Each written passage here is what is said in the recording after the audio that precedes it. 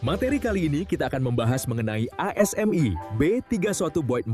Selamat mengikuti, salam quality. Oke, hari ini kita akan coba pakai helm safety dan sepatu buat lapangan kita.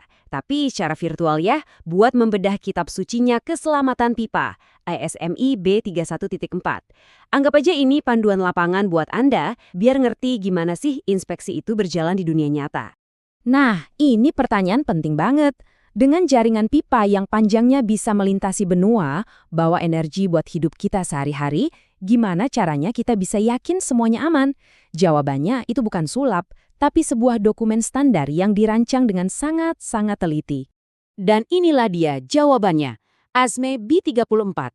Ini bukan cuma sekedar buku aturan biasa loh, ini udah kayak DNA-nya keselamatan di industri perpipaan. Standar ini mengatur semuanya, dari A sampai Z, mulai dari jenis baja yang harus dipakai, sampai jadwal inspeksi untuk puluhan tahun ke depan. Semuanya ada di sini. Oke, siap? Ini dia rute perjalanan kita hari ini. Pertama, kita bakal pahami dulu fondasinya. Terus kita turun ke lapangan buat lihat proses inspeksinya. Habis itu kita hadapi musuh bebuyutan semua pipa, korosi. Lanjut, kita belajar cara nanganin masalah kalau ada kerusakan.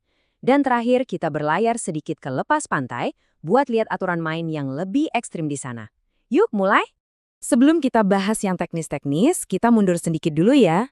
Supaya kita benar-benar paham pentingnya standar ini, kita harus tahu asal-usulnya. Dengan tahu sejarahnya, kita jadi ngerti kenapa setiap aturan di dalamnya itu ada dan semuanya punya alasan yang kuat. Coba deh, lihat lini masa ini. Ini bukti kalau standar keselamatan tuh bukan dokumen mati yang cuma ditaruh di rak. Standar ini hidup dan terus berkembang selama hampir 100 tahun.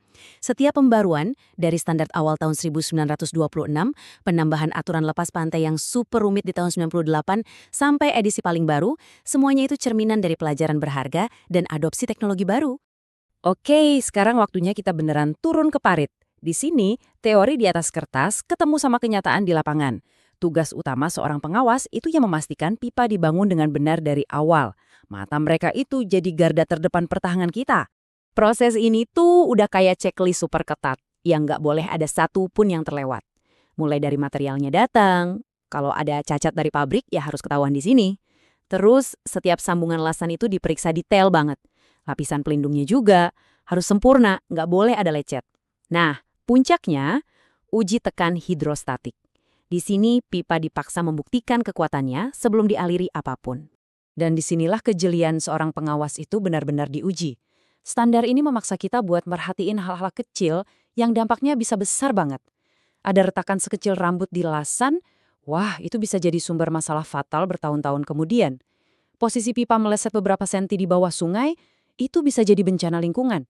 Makanya setiap detail kecil di daftar ini jadi sangat-sangat krusial. Nah, sekarang kita bahas musuh yang nggak pernah tidur, yang kerjanya grogotin pipa terus-menerus, korosi. Ini bukan pertempuran sekali jadi, tapi perang jangka panjang yang butuh pertahanan super berlapis. Kita serang korosi ini dari dua sisi sekaligus. Dari luar, kita kasih pipa itu semacam jas hujan super tebal berupa lapisan pelindung. Terus kita tambahin bodyguard pribadi lewat proteksi katodik. Ini tuh kayak kita menaruh logam lain di dekatnya dan bilang ke korosi, jangan pipa saya, makan yang ini aja.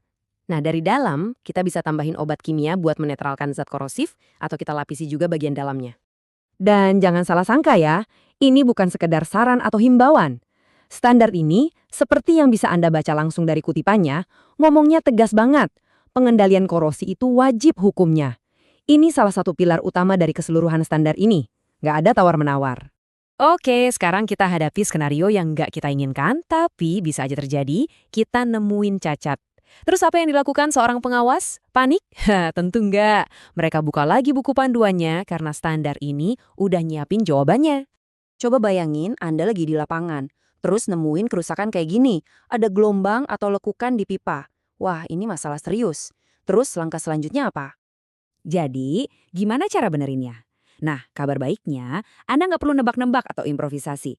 Standar ini udah menghilangkan semua keraguan dan ngasih kita pilihan perbaikan yang sudah terbukti aman dan efektif. Dan ini dia pohon keputusan yang disediain sama standar. Lihat tabel ini udah kayak menu perbaikan. Untuk setiap jenis penyakit atau cacat, udah ada resep atau metode perbaikan yang boleh dipakai. Untuk lekukan parah seperti yang kita lihat tadi, pilihannya jelas. Ganti segmen pipa itu atau pasang perban baja yang super kuat di sekelilingnya. Nggak ada ruang buat spekulasi, yang ada cuma prosedur yang sudah teruji. Terakhir, kita nyelam ke lingkungan di mana aturan mainnya jadi jauh lebih ketat. Lepas pantai. Di sini, semua tantangan yang ada di darat itu rasanya dikali 10, plus ditambah kekuatan alam yang luar biasa. Kenapa ada bab khusus untuk lepas pantai? Alasannya simple, risikonya jauh lebih tinggi. Ada tekanan air, arus laut, hantaman gelombang, dan korosi air asin yang super agresif. Semua itu menciptakan kondisi yang jauh lebih ekstrim dibanding di darat. Aturan khususnya pun mencerminkan bahaya ini. Desain pipa bukan cuma harus tahan tekanan dari dalam, tapi juga harus tahan digebuk ombak dan arus terus-terusan. Area splash zone, tempat air, udara, dan baja ketemu, itu zona perang melawan korosi, jadi butuh perlindungan super ekstra. Dan karena risikonya lebih tinggi, inspeksinya juga jadi lebih sering. Bayangin, riser yang nyambungin dasar laut ke anjungan itu harus dicek visual setiap tahun. Oke, tur lapangan kita sudah selesai. Sekarang mari kita kumpulkan lagi poin-poin paling penting yang harus kita ingat.